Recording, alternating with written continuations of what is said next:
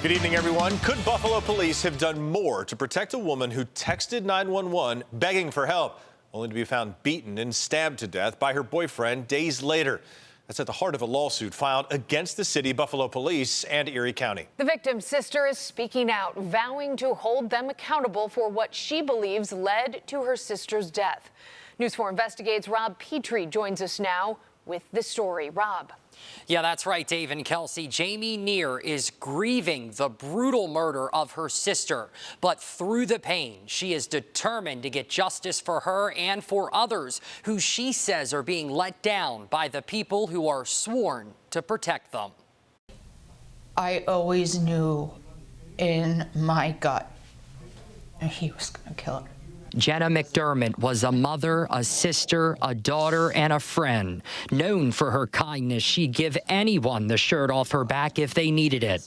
She leaves behind 3 children who her sister, Jamie Neer, says are still devastated 2 years later. I knew one day it was going to come to this. Jamie says Jenna begged for help, texting 911 in the early morning hours of August 3rd, 2023.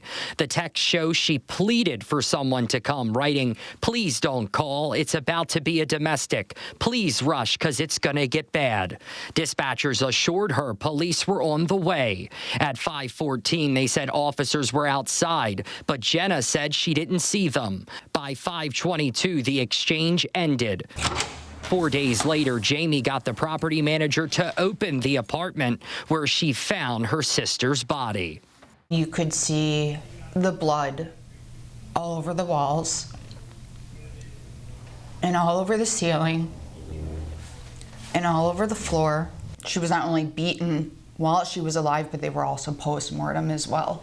She had a broken jaw. She had massive stab wounds. All over her face, torso, arms, legs. Police later arrested Jenna's boyfriend, Savon Stewart, who was convicted of second-degree murder and sentenced to 25 years to life. Now, Jamie is determined to get answers. I'm mad. I'm mad. I'm hurt. I feel betrayed.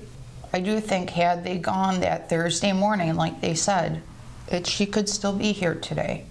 Jamie says Stewart had a history of abusing Jenna and an open warrant, raising questions about why he wasn't taken into custody sooner. You've destroyed our lives. And most of all, you've destroyed her children's lives. She's talking about the city of Buffalo, the Buffalo Police Department, and Erie County, all of whom she says failed Jenna when she needed them most. Jamie hired trial attorney Melissa Wisherath, who specializes in wrongful death suits. Wisherath says police records show officers didn't arrive until just after 6 a.m., more than an hour after dispatch told Jenna they were outside. We know very clearly from the documentary evidence that when the text 911 provider said they're outside, according to the police's own records, they weren't there until 6 a.m., so more than an hour and 15 minutes later.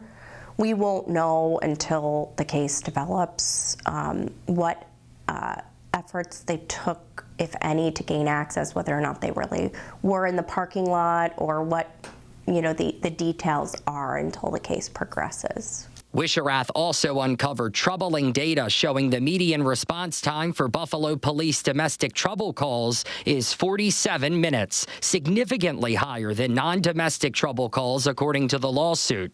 Erie County has filed a motion to dismiss the case, arguing Jenna's murder was not the county's fault and claiming the 911 dispatch center is not a legal entity that can be sued. But it's named as a defendant in the suit alongside the city of Buffalo and Buffalo Police, who Jamie and her attorney say need to do better for domestic violence victims, which they say is the ultimate goal of their lawsuit.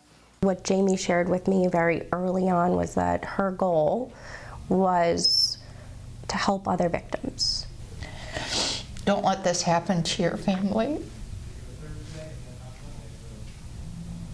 Because you have no idea how bad. It really truly hurts, and it will rip every one of you apart. and it doesn't go away.